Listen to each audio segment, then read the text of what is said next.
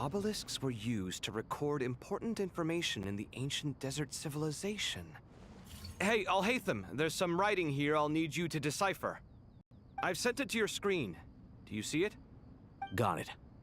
It's a little blurry, but I should manage. Take a look and tell me what it says. Oh, and I'll send any other similar text directly to you from now on.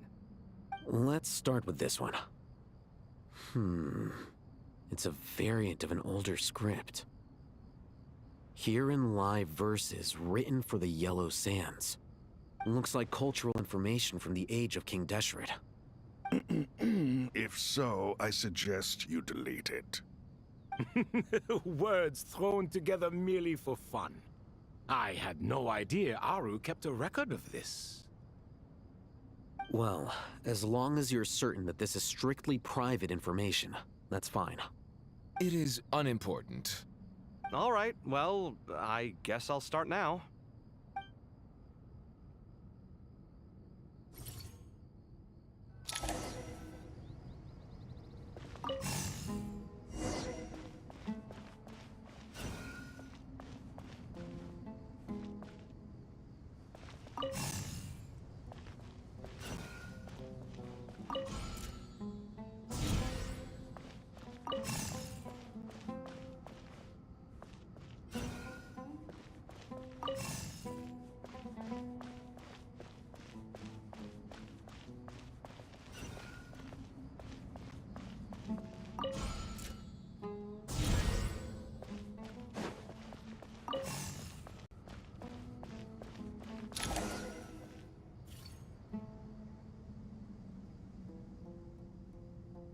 Found some more. Sending them over to you now. These are all reports about the Gurubad conflict. Can we delete them? I'd say so. Most of this information has already been archived anyway. What if there are details in there that Vahumana missed? What are we supposed to do if they come after us in the future? They'll just have to live with it. If we don't resolve these issues now, there won't even be an academia in the future, let alone a Vahumana Darshan. Yeah, you're right. Okay, done. There's some other similar monuments nearby. I'll check them out.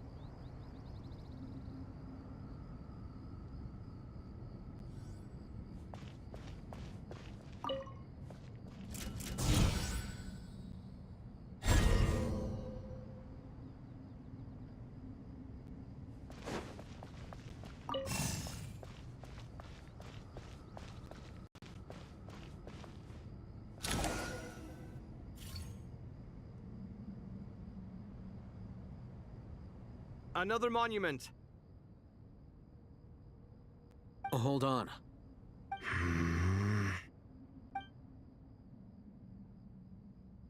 You're still reading it? How long is it?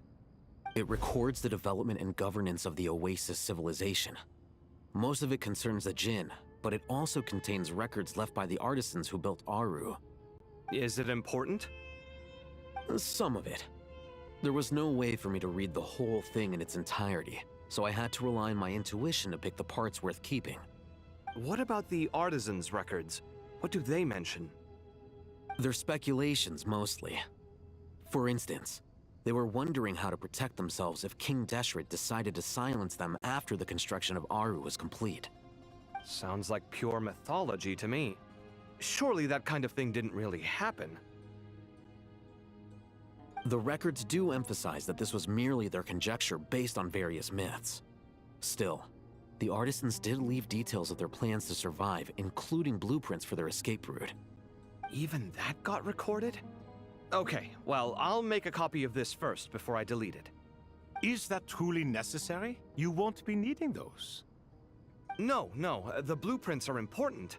I want to keep them as a memento.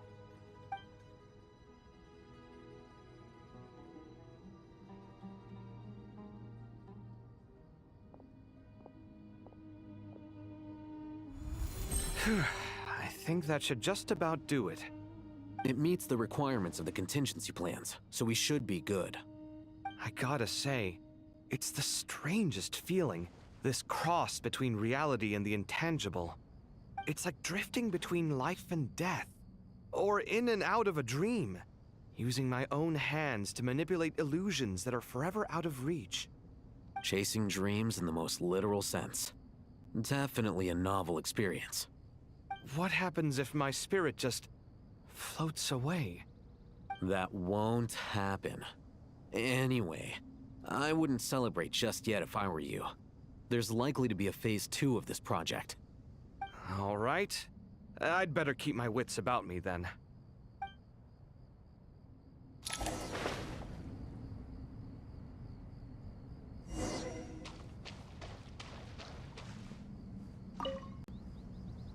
I expected that the outside world no longer respected the ancient gods, but even so, I do find the tone of these youngsters to be dreadfully impolite. It should hardly come as a surprise to you. I remember you saying the same thing last time. I assumed that was just a one-off. I did not realize it was the norm. Don't you think that young lad's matter-of-fact tone sounds familiar? It bears a rather uncanny resemblance to you, Goatee. Surely a sign that he is a man of rare intelligence. Ugh. The rest of them, though, much better. The blonde-haired one, for instance. So sincere. That's the kind of kid I can respect. Oh, really? Well, what about your disciple, Nefer? She's about the furthest from sincerity that a person can get. And now you hit the crux of the issue. Thoth is spouting lies again. He cares nothing for sincerity. He likes Nefer simply because her personality is just like his. Thus, in giving his approval to Nefer, Thoth is simply validating himself. The rest is but smoke and mirrors.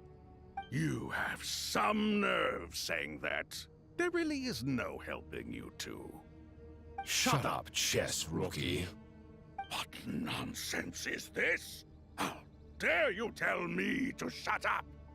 How can you engage in such banal chitter-chatter at a time like this? Aru has been opened. The glory and splendor of a bygone age is about to sweep over the earth like a flood. And you're here squabbling like petulant children. All three of you are insufferable. King Deshret was merciful, indeed, giving you a chance to be released from prison. I say, you should have been locked up for good. Ah, but Bennu, look on the bright side. Had they not been released, we would not have been awoken. Oh, you've been here this whole time. You should be scolding them along with me. I miss Hermanubis. It's not a real reunion without him here. And now you're avoiding the topic and talking to yourself. Why King Deshret designed your personality like this, I will never understand. Isn't this simply proof that our king supports my free will? Oh, look at those two rust buckets. Suddenly, you two do not seem so bad after all. Here, here. If being stuck together for thousands of years fosters no friendship, I cannot say what would. Naturally.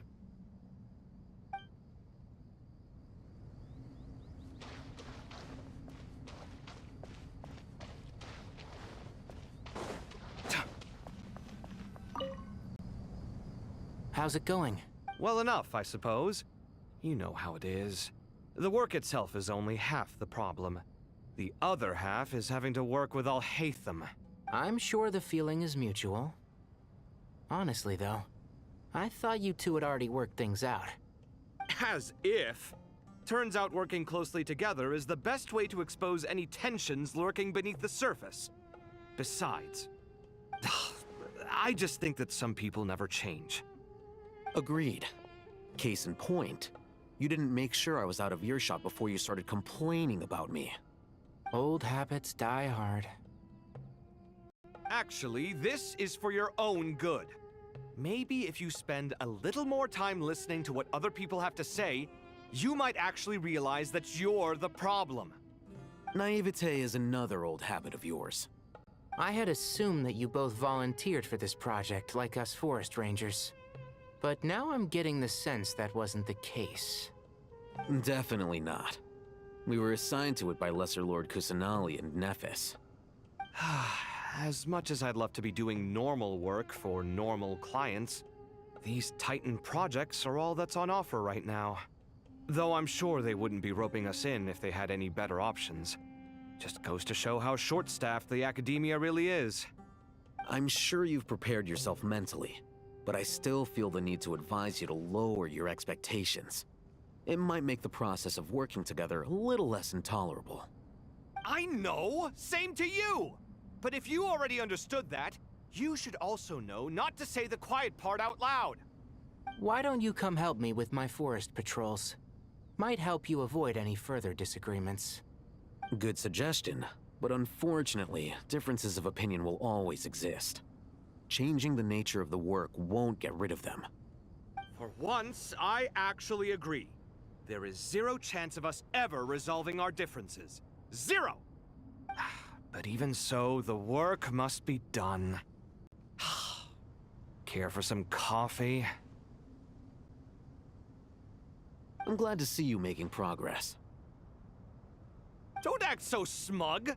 It'd be nice if you made some too! I feel like even I've made some progress today. In the past, I never would have dared to try and mediate a conflict between you two while you're both right there in front of me. Apologizing probably makes it sound like I'm in the wrong, but I'm sorry. I was just kidding. Truth be told, I don't have any work to do at the moment, so I'm just here to kill some time. How's Kale? She's studying with Nicole. I'm not sure how she's getting along, but she seems to be in good spirits at least. I wouldn't worry. Angelic affairs are probably above your pay grade anyway. I know what you mean, but Sino and I are still a little concerned for her. He said he'd go keep Kale company after he's finished training the mercenaries. I'm planning to join them myself shortly. Kale will be okay. Have faith in her. Even we can see how much more confident and outgoing she's become in these past few years. Thanks to you and Sino being there for her and providing guidance every step of the way, she can finally stand on her own 2 feet. On her own 2 feet. Does it feel bittersweet? Watching the younger generation grow up and move on? No, not yet, at least. I was just thinking, I wish there was more I could do for everyone. She'll be fine. Yeah, she will. Just try to relax.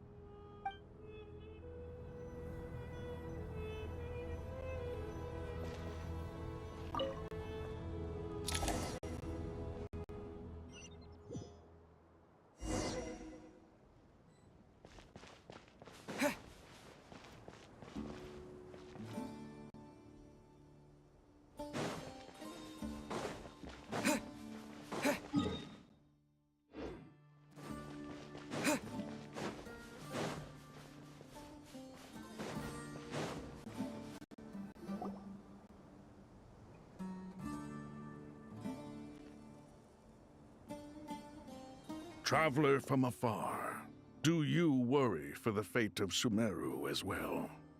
Whoa! It's so big the Crocodile King! Greetings, Crocodile King. Please be at ease. I'm just here to chat with you about Lesser Lord Kusanali. Sounds like you really care about her.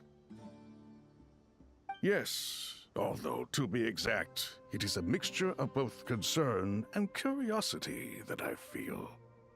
Speaking of Nihida, Paimon was wondering how she's doing. Wait a moment.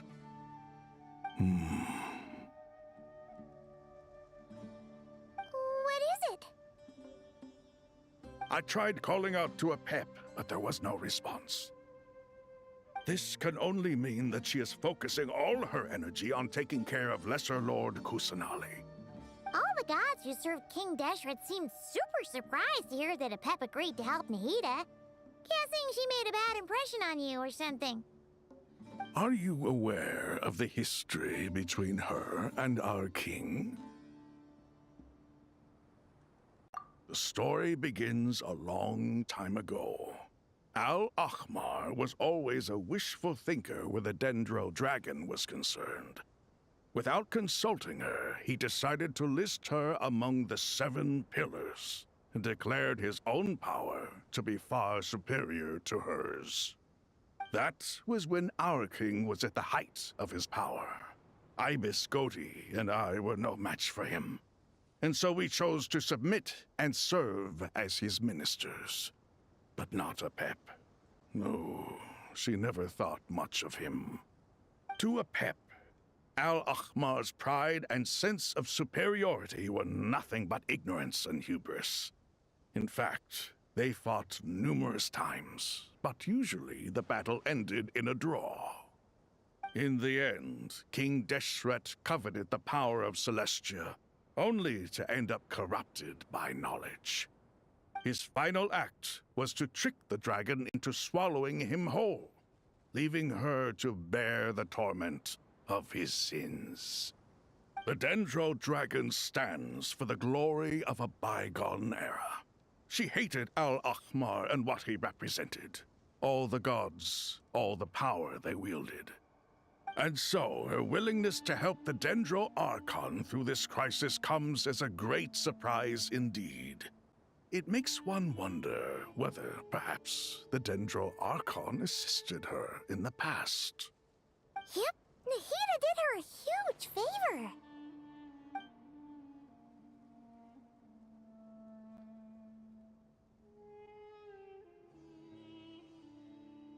So Lesser Lord Kusanali put an end to the Dendro Dragon's many long years of torment. As much as she loathes the 7, Apep knows kindness when she sees it. No wonder she was willing to make an exception. Yeah, that's the sense we got from dealing with her too. She is not incapable of coexisting with other living things. Rather, she actively chooses to avoid coexistence. And this despite the fact that she symbolizes life itself. How ironic. All of this being said, I wouldn't expect too much from her if I were you. Nothing will change her hatred towards humanity and gods. We'll keep that in mind. Anyway, how much longer do you think Nahida needs to stay with Apep? For all we know, the Fatui might still be in the desert. Just to be on the safe side, why don't we grab anyone who isn't busy right now and go look for her? I'm alright, Paimon. Huh? Was that Nahida's voice? It seems the treatment was effective. Since when do my deeds require your evaluation? Ah! Here will do just fine. I had no intention of taking you any further. One ought not expect greater generosity than they have earned. You always hide your kindness away like an oasis within a sandstorm. Only those who make it through the swirling winds can know just how beautiful that oasis is, and how much hope it brings. You dare appraise my being? No, I'm expressing my gratitude. I want to thank you for sharing your precious life force with me.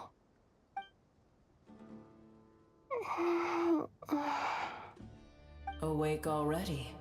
You are more resilient than I thought. Pep. I feel much better. Thank you. Gods and their gratitude mean little to me. I would rather you give me your assurance that the situation with Irminsul and Sumero's ley lines will be competently managed. If I suffer any ill effects from the ley lines, you, as the god of this land, will be held responsible. And you would not enjoy being held to account by me. understand what you require. But I would assume this task even if you did not demand it. Sumeru is my responsibility. I must resume my duties as soon as possible. A farcical notion. God of Sumeru, I hope you realize how unextraordinary your strength is. And yet, maybe it is precisely what defines me. A god of wisdom is not meant to rule by force. Then hold steady. We go forth. Well, I'll be. Is that a pep? Do my eyes deceive me? Of all places, the Dendro Dragon has decided to visit the mausoleum of King Deshret? I see that after all this time, El Ahmar's menagerie of ministers remain as vile as ever. It's a pleasure, Dendro Dragon. Had you arrived but a little sooner, you might have attended a meeting of the Seven Pillars. What a nauseating thought. You are not the first insects I have had the displeasure of dealing with today. A swarm of them tugged on my tail on my way over. Goodness knows what hovels they crawled from. Why do all the creatures of this world remain so lowly after all this time? What did you do with them? I cast them away. What would you have me do? Keep them as trinkets? Booer, this is where we shall part ways. To be clear, I do not wish to see you or anyone else here ever again, unless absolutely necessary. Then I wish you peace as you return to your dwelling place. It matters not to me. Simply refrain from bothering me again.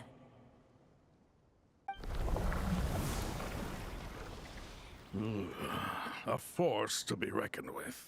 At times like this, I feel glad that she has no interest in any of this. Hold on, just hold on, okay? We're almost there. We made it. Huh? Wait, that voice! It's...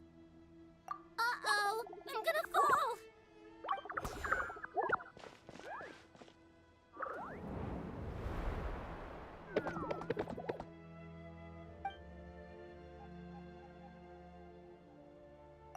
Well, that's a relief. A pair of safe hands indeed. The Dendro Archon's familiars. They are the last thing I expected to see here. Huh? Wait, what are the R&R doing here? Don't you guys hate the desert? Obviously I was worried about the Dendro Archon. I've been supporting them with my Pari powers the whole way here. Oh, you seem pretty nervous. Is it because there are too many people around? Not just people. It's all these non-human beings, too. It's hard on them. I can't believe you made such a long and dangerous journey just for my sake. I appreciate your support so much. Thank you all. I'll have to ask everyone to wait while I help our new arrival settle in. Once I'm done, I'll gather everyone to discuss our next steps. Traveler, Paimon, shall we find a place for our friends to stay? Awesome! Let's go! Well, first I have some questions. Okay, I think that covers everything. Thank you. We can get going now.